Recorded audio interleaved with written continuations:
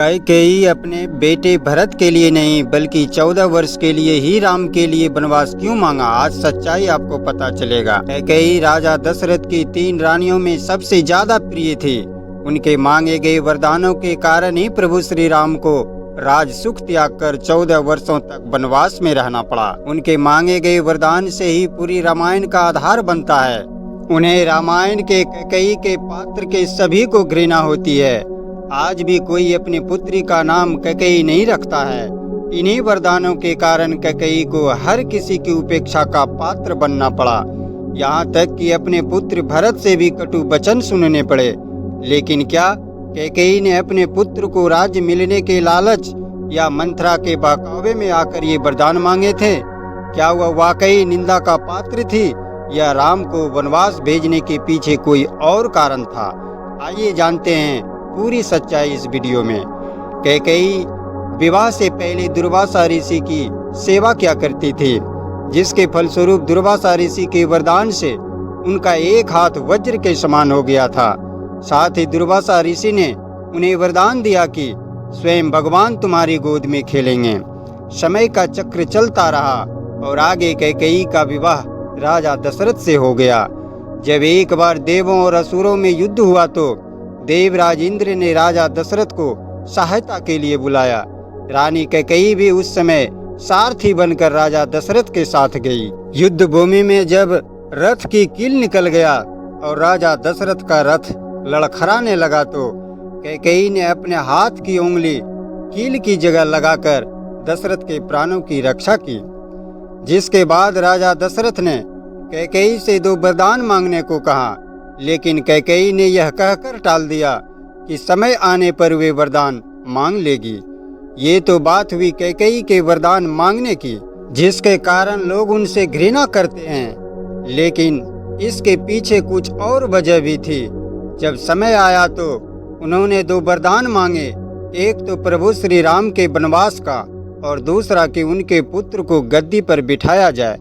इससे सभी को लगा कि ये सब कैकेयी ने मंथरा के बहकावे और पुत्र को राज मिलने के लालच में किया है। लेकिन इन परिस्थितियों के साथ एक परिस्थिति और थी जिसके कारण उन्होंने ऐसा किया। कैकेयी राजा अश्वपति की बेटी थी और श्रवण कुमार के पिता रत्न ऋषि राजा अश्वपति के राजपुरोहित थे।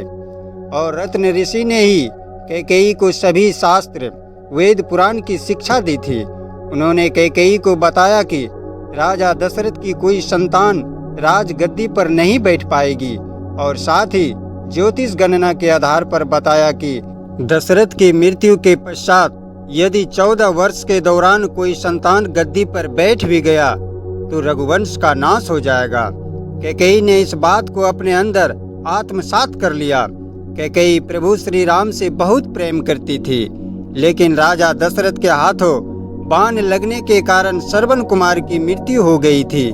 जिसके बाद परिस्थितियों वश पुत्र वियोग में विलाप करते हुए श्रवण कुमार के माता पिता ने राजा दशरथ को श्राप दे दिया था कि जिस तरह से वे पुत्र के वियोग में प्राण त्याग रहे हैं, उसी तरह राजा दशरथ की मृत्यु भी पुत्र वियोग में होगी। यह बात कैकेयी भली भांति जानती थी। प्रभु श्री राम राजा दशरथ के ज्येष्ठ पुत्र थे। राजा दशरथ की मृत्यु पुत्र वियोग में होने का मतलब था कि राम की मृत्यु। कैकेयी अपने प्रिय पुत्र को खोना नहीं चाहती थी, इसलिए उन्होंने राम के लिए 14 वर्षों का वनवास मांग लिया। साथ ही कैकेयी नहीं चाहती थी कि उनका प्रिय पुत्र रघुवंश के नाश का कारण बने और उन्होंने यह वरदान मांगा कि उनके पुत्र को राज्य दिया जाए।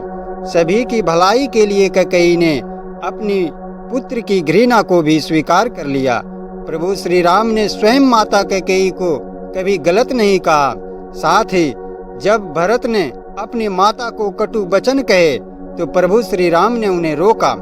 इस तरह से कैकेयी ने अपने प्रिय पुत्र राम को संकटों से बचा लिया और अपने रघुवंश को विनाश होने से भी बचा लिया। और जरा अपने दिमाग से सोचिए कि अगर प्रभु श्री राम वनवास नहीं जाते तो माता सबरी का क्या होता, माता अहिल्या की क्या होती, पापी रावण का विनाश कैसे होता और राक्षसों का विनाश करके मनुष्यों का कल्याण कैसे करते। इसलिए राम को वनवास तो जाना उचित था, नहीं तो भक्त का कल्याण कैसे हो पाता।